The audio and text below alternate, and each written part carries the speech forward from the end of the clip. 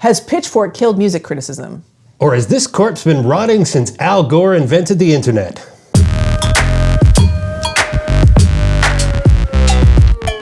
Pitchfork has put up a paywall. Yep. And the new added value is that people who pay for this thing can now leave their own reviews, user reviews. $5 a month. $5 a month. Been going for about a month. And all reports are, a lot of people mad about it, but then all reports are that it might not be going as well as one might like. Shawn Reynaldo, who has a Substack called First Floor, he looked at how many reviews had been entered by the readers, reader reviews over the last month, and we are looking at dozens, maybe hundreds. So this has freaked out a lot of people. This has got a lot of people writing very angry columns and articles about this is the death of music criticism, and it seemed to me like this is more another death knell for the ability for music critics to make money. That's what's dying, the ability to be a professional music critic, which isn't anything new. No. This has been going on since the internet was invented. Yes. And this is just yet another signpost on the way to the cemetery. Yes. And you can speak to this as I know this only too well. As an actual Pitchfork contributing writer. You've written tons of reviews. More than a couple dozen. Right. Yes. More than I've written, more than probably any of you have written. So you can speak to this with some authority. Yeah, I mean, you know, I was one of those young people in high school, loved music, listened to a lot of music. It was big, really, as my mother always would say to me, there will come a day when you will not be impressed with someone's record collection. That day has not come. I always will be, and I wanted to be a music critic. I wanted to write about music, and I started writing about music in my undergrad in the 90s. And then I started writing for alt weeklies. I've written for all sorts of different things for The Guardian. I had a column for a little while. I've written for Pitchfork. I've written for a number of different types of magazines, Rolling Stone, Spin, lots of stuff. But you've never been able to make a living at it. No. And you are not alone. You are, in fact, part of the vast majority of professional music critics not being able to make a living as a professional music critic. I mean, there are still some, but I would say that there are precious few of those individuals. You know, like you could call them the John Caramanicas of the world. Right. You know, there are very few people that are in that position of being the pop critic for a newspaper that can pay you a living wage like the New York Times can for John Caramanica, I'm sure. I mean, there are still people who are out there who are doing it, but we're talking handfuls of people. Well, that's just it. It's not the death of music criticism, because it seems to me there's more music criticism or criticism in general available to the average viewer or listener than ever was before, because of social media, because of YouTube, because of Substack, because of all of these outlets. The problem is, how does anybody make a living at it? I don't think you can, but as a hobby, seems like everybody's got an opinion. And they can share it, and you can listen. So then, so what would be what's important about professional music criticism versus some idiot like me who only listens to Billy Joel, and I'm going to write up Substack every week where that's it. It's not 52nd Street. It's not glass houses. I mean, I think that one of the things is that, and what made Pitchfork so important was Pitchfork's role as being a tastemaker at a particular time. You mean gatekeeper?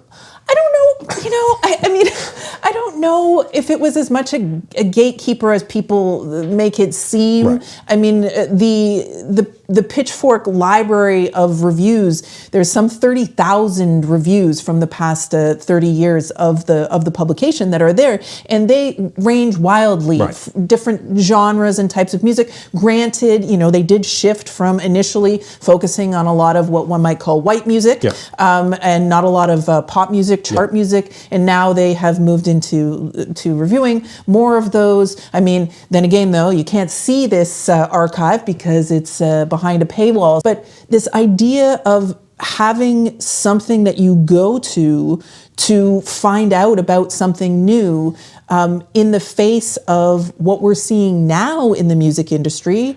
There's a really great book written by Liz Pelly, a Pitchfork writer, called Mood Machine, all about streaming services and their playlists and their use of sort of genres of music, Right. either made by artists for the specific purpose of creating these playlists, and increasingly by perhaps AI, right. you know, trying to keep you on the site for longer. The Right. idea of a So streaming you service. can't use Spotify necessarily to find new music. It's very hard to It's use. very I mean, difficult. even though it is supposedly introducing you to new music or giving you a. But how do a you pla- know? You have to then check to see if the artist actually like exists in real life. In real life. And are you going there for a particular artist, or are you going there for that mood? You know, Right. to listen to study music, to listen Right. to dinner party music, to listen to, you know, going out, getting ready to go out Yeah, music, get right. ready with me music, like all of this kind of thing. And then also the fact that music is a commodity, and increasingly like the 1% artists, the Taylor Swifts of the world, the Adeles, you know, the Drakes, Yeah. etc., is kind of The Kid control- Rocks. All right, never mind. they're sort of controlling the music industry. You know, you think of the fact that the ticket costs to go to see any of these shows are incredibly huge. The amount of variants of records that come Right. out, you know, the amount of streaming. Even though Taylor Swift's album, the Life of a Showgirl, you know, you can see our video about that. The Life of a Showgirl is really not that great of an album. It's Still did fantastic. Did fantastically sales. well, Yeah. and streaming is huge. So you have this situation where everybody is sort of being driven towards this particular path, and where are the tastemakers or the people that you can listen to find something that's new? And I think that more than ever, people want or maybe need to listen to things Right. that are new in Right. order to be able to support creativity in general. And it's important that, I guess, music critics who have a wide knowledge, larger, wider knowledge than any individual who's just casually listening to music. Well, It's amazing what a living wage will do to give people the time to Right. develop an expertise Right. about music, and therefore be able to share, you know, what's important about a particular artist, Okay. or present something that's new. Right. And I think that people, as music listeners, one of the wonderful things is that we constantly, as a society, as human beings, we end up contradicting the people that want us to listen to one thing and one thing only. And over the past couple of weeks, I think we've seen a nice, lovely example of this. Also wonderful for us, being Quebecers, being people who live in Quebec, is this band called Angine de Poitrine, okay? Which basically means like angina. So like a... And they're a very interesting looking band. They wear costumes when they perform, and it's a bit of a Black Knight from the Monty Python Yeah, a and the little Holy bit. Grail look going for their drummer. yeah, a little bit like Yeah. that. And they there was a performance that they gave on the KEXP. It's a nonprofit radio station, and this, I think, at last check, has over 2 million views. Right. And there are all sorts of people who are making reaction videos There's to this. tons and tons Tons of of- music criticism Exactly. discussing this. And Discussing discussing it in a way, like you showed me this clip and I'm like, oh, that's a cool riff. They got a neat look. Oh yeah, all right. Yeah. I'm not trained musically. I needed to have somebody else kind of explain to me why what they're doing is innovative and different. The chords they're playing and the tuning of the instrument. I would not know any of that. All I know is, that seems cool. Exactly. And that is what I think where the music critic comes in, is this ability to be able to explain a piece of music, Right. something that's new, to open the door to you listening to something that you may not necessarily have otherwise listened to. Right. It's a tremendous ability to be able to do that. And if we don't have these spaces where people are getting exposed to new and different music, it means that the door towards the AI, the top 1%, the music industry, just wanting you to spend. That's just going to get bigger and wider, and all of that kind of thing. Easier for them. Yeah.